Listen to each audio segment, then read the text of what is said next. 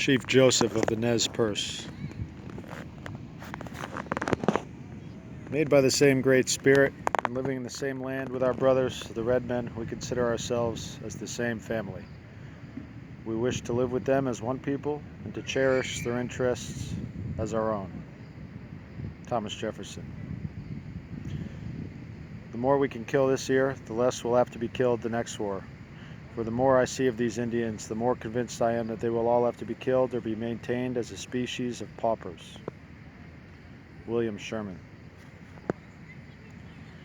When the last red man shall have perished, and the memory of my tribe shall have become a myth among the white men, these shores will swarm with the invisible dead of my tribe, and when your children's children think themselves alone in the field, the store, the shop, upon the highway, or in the silence of the pathless woods, they will not be alone. At night, when the streets of your cities are silent and you think them deserted, they will throng with the returning hosts that once filled them and still love this beautiful land. The white man will never be alone. Chief south of the Duwamish.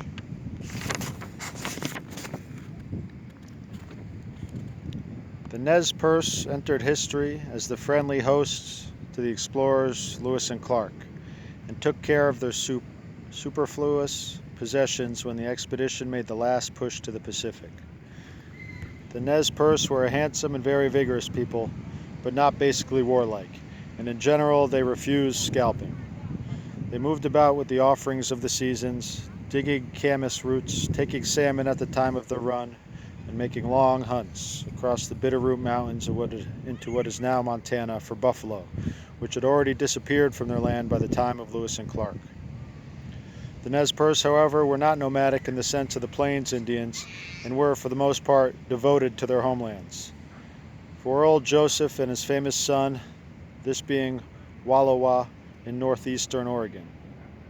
The lands where the fathers were buried were sacred, and in their version of immortality, the fathers kept watch on sons to be sure that truth was spoken and that each showed himself a man.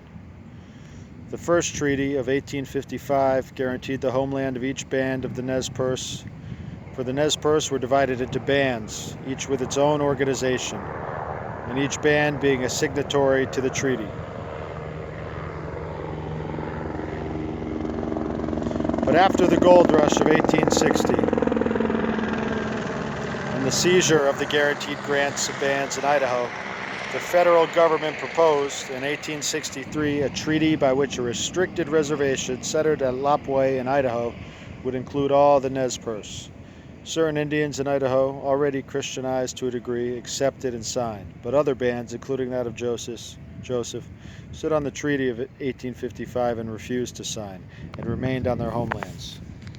In 1873, President Grant again guaranteed in his own hand Wallowa to Joseph's band, but under pressure then turned to the doom experiment of trying to divide the region between Indians and whites.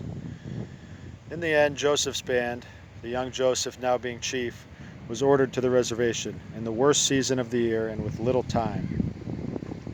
They painfully set out to obey overwhelming force, but after an outbreak of violence in which they had no hand, they were attacked by federal troops. The troops were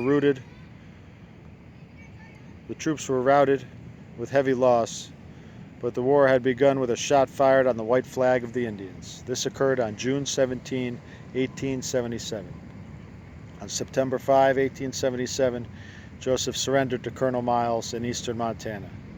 The terms given by Miles were generous, but these were murderously broken by Sherman, now commanding general of the U.S. Army. Chief Joseph's life now became a constant struggle for the observation of the terms of Colonel Miles, but only after many years and many deaths were his people returned to the high country of the Northwest, though not to Wallowa. Joseph and 150 Nez Perce were confined on a reservation in northeastern Washington. It seems that Joseph never gave up hope of returning to Wallowa, but in vain. On September 21, 1904, in the exile of Colville, Washington, sitting before his fire, he fell dead. The physician of Colville, somewhat unscientifically, filed the report that the chief had died of a broken heart.